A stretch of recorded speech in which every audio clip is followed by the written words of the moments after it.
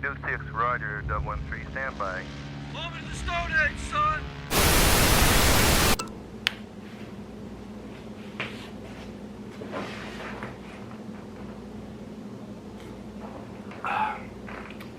What's up, you guys? Welcome back to the channel. Today we're going to be talking about my 1975 RD350. So this video originally was supposed to be like a moto vlog, riding video, testing out my camera. I just could not for the life of me figure out how to get a clear signal from the mic to the camera.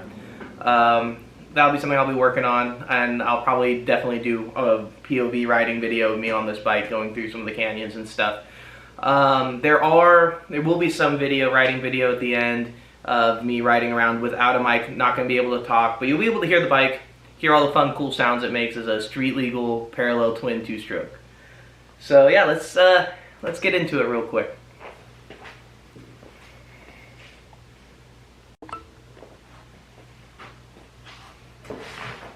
So like I was saying before, this is a 1975 RD350. It's an air-cooled parallel twin two-stroke bike that's street legal. I'm not going to go too much into the history of the bike. There's plenty of video essays out there that do a great job breaking down all the history of this bike. Bart has a great video. I think it's called The Killer of Giants or something like that, or Giant Killer. It's great. It's honestly A1.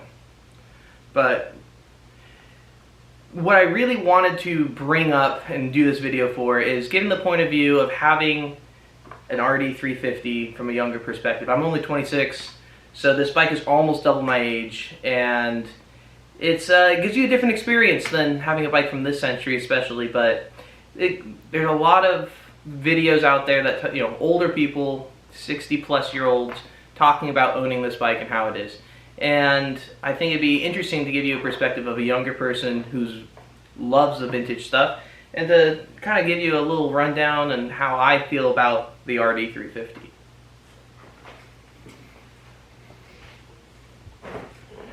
So, I really do enjoy this bike. This is a bike that always gives me a visceral feeling anytime I hop on it. It's great. It's a head turner for sure. And not just a head turner for old men. This is the only bike actually my girlfriend likes, the aesthetic of, at least. She really likes, every time I brought it up trying to sell it, she's always kind of was disappointed about it, so that's why it's still here. So we're doing a video on it today. But yeah, so I have owned this bike for about 4 years now, and I gotta say, it's honestly been a wonderful bike. I've only done maintenance onto it and done stuff just to keep the bike roadworthy. When I got the bike, it was not running at all. You know, gone through, done just little things here and there. I deleted the oil pump, which I'm gonna say is one of my biggest regrets with this bike. So the oil pump basically allows you to just put normal gas into the gas tank. You put oil into here, this little oil tank, and it mixes the oil with the gas outside of the tank right inside the carburetor. So makes it, supposedly it's supposed to make it so you have a very, very, very precise amount of oil to gas ratio at every part in the throttle. I was worried about not getting enough oil into the cylinders and blowing up a cylinder. Mind you, this was before I really knew a whole bunch about oil pump two-strokes. But so I did that.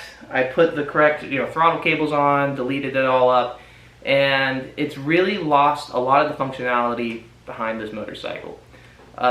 This bike really is made to drive you to work, even though I don't suggest anyone be riding these bikes to work unless you live very close. But yeah, it makes this bike from a point A to point B bike to a point A to point A. And it's a little disappointing every once in a while, when I want to go ride this thing, let's say, do a cruise up and down PCH or something like that, and I just can't because I don't have the range. No one wants to be that guy filling up gas and trying to figure out how much oil goes into a liter of gasoline because all you got is a smart water bottle. Trust me, I've been there. Not fun. Not enjoyable. Not enjoyable for anyone you're riding with. Not enjoyable for yourself. And you're really just going to frustrate the hell out of yourself. So, I would suggest keeping an oil pump in your RD or any of the Yamalube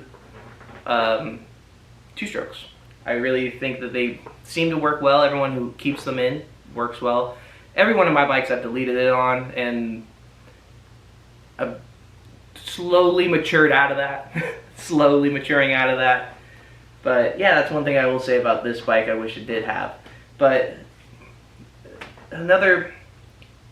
this bike I will always pick over riding a Harley, a BMW, anything else when it comes to fun.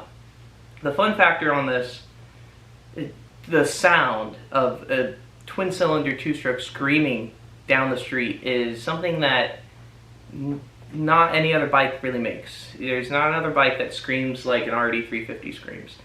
Yeah, and in reality, this bike is just one of those cool, you can't beat it bikes. It is, you know, the antithesis of what cool is, in my opinion. I mean, a street legal two-stroke, blowing white smoke behind you, just gassing out everyone else. It's sweet. It's like rolling coal in a diesel, except it's way cooler because you didn't tune it to do that. It just does that. It's an inherent part of the motor. Another thing I will say about the bike is the turning.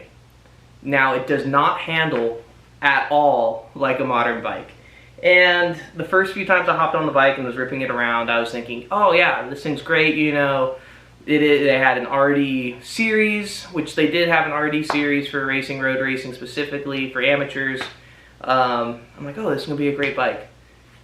It's really scary in corners. This is in that era of geometry where they didn't really figure out exactly how it's supposed to be. The motor itself is overpowered for the chassis, but that's kind of part of the appeal to this bike. It is like one of those Widowmaker bikes of the 70s. It's that bike that your mom says, don't go ride. And that's what's really cool about this bike. It really does hit everything that you're looking for in a vintage bike.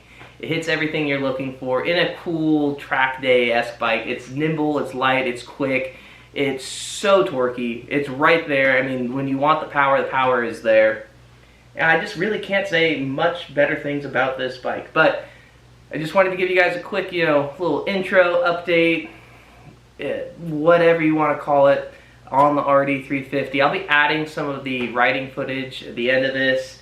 And yeah, check back when I figure out how to do the lav mic setup correct in the helmet. Might have to buy a new helmet. But yeah, I'll do a better, more, you know, ranty talk while riding the bike. And hopefully you guys like it. If you guys like this one, please, you know, like it, share, comment, subscribe, do all the other crap you're supposed to do, or I'm supposed to ask you to do on YouTube. If you didn't, dislike it. That's actually kind of cool. I would like to see more dislikes. I know the videos are hopefully going to keep getting better and better with time. Just give me some time with this. I'm not a tech guy, obviously. Everything is old. That's what I like. I like old stuff. So this is a totally new thing I'm trying to figure out. Bear with me. I'll figure out how to get good POV riding footage. I'll figure it all out.